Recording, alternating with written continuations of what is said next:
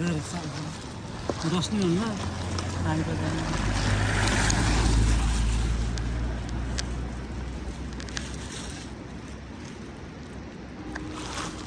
लजाम भन्दै अब ढिलो गर्नुहुन्न ल हामी चाहिँ अब यहाँबाट सारा झिनु डाँडा झिनु झिनु झिनु झिनु झिटो डाँडा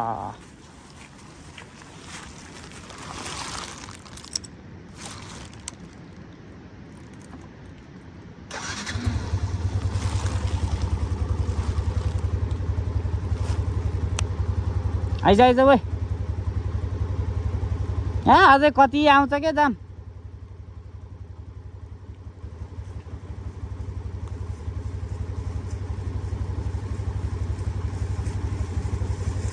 खिचेरै नभ्याइने ठाउँहरू छ क्या ल बस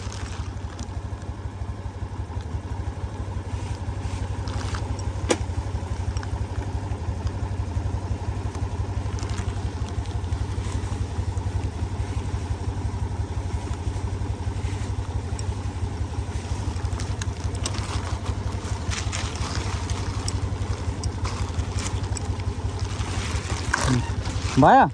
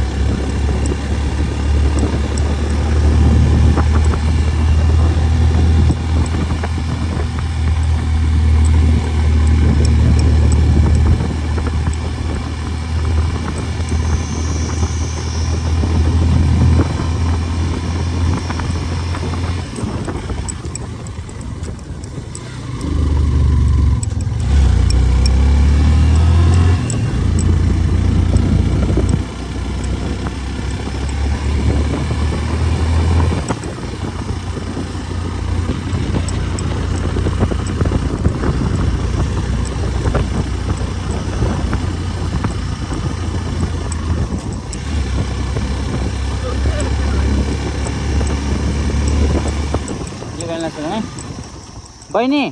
यताबाट घान्द्रुक जाने यतैबाट है अनि त्यो झिनु डाँडा जाने कताबाट हो नि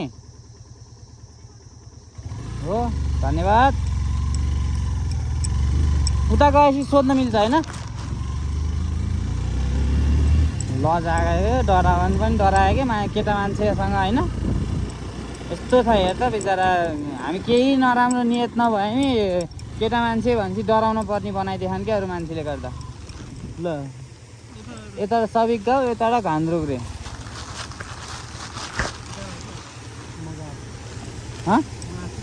घान्द्रुक त त्यता हो त नि कसै भयो मेरो यो रेकर्डिङ छैन कि जस्तो लाग्यो बस् न बस यहाँ फेरि मेरो यो प्राइभेसी क्लास भएर देखिन्न के पक पक पक ह्यान्डीले नसमातेको बेला अन्त कसरी अडाउने ल बस गर भयो भयो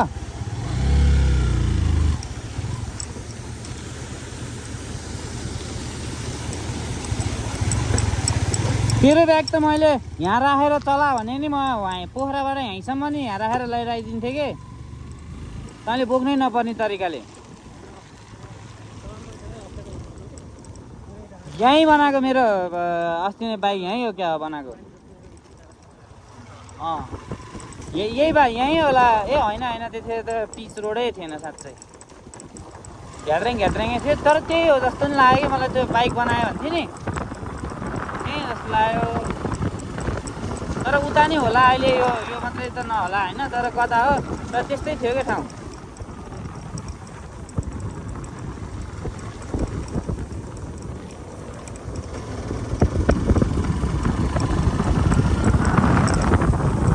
भनेपछि आज सिनुवासम्म त पुगिन्न होला झिनु डाँडासम्म मात्रै पुगिन्छ जस्तो लाग्यो कहाँ देखेछ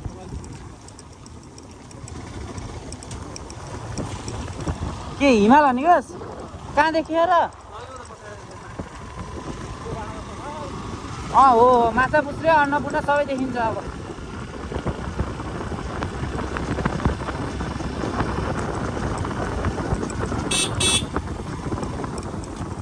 सिवाई बाटो बन्द लेखेको त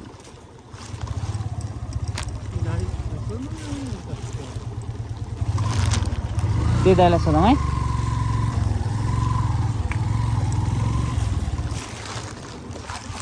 घान्द्रुक जाने यता कताबाट हो नि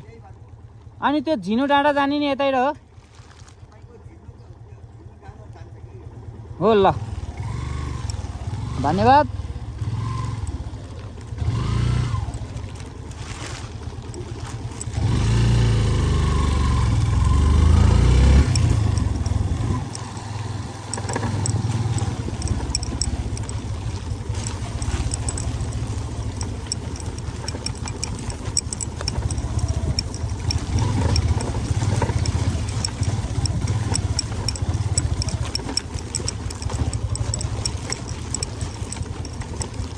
हो यस्तै बाटो थियो क्या घान्द्रुकसम्म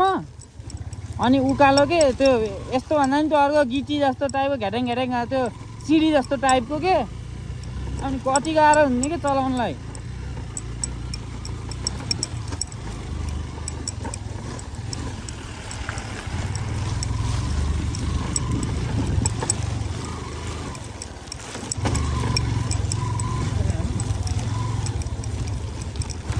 अब हल्का फुल्का आए त ठोकिन्छ के यस्तो छ अफरोड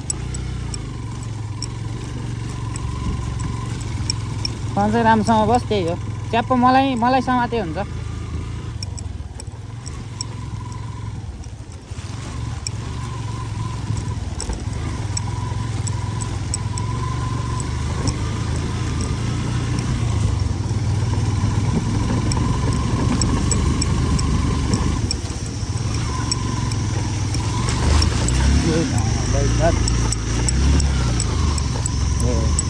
यस्तै थियो कि बाटो अब हेर त उहाँ घान्द्रुकसम्म के अनि पछाडि राखेछ अनि हिँडा क्लच प्लेट बिग्रेर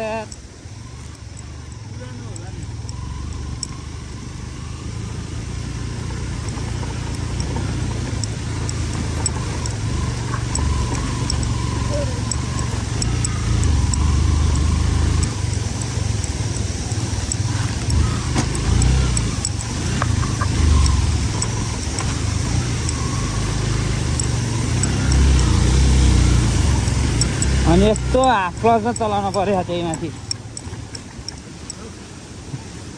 ओर्लिनुहोस् मेरो यहाँ जुत्ता भिजेको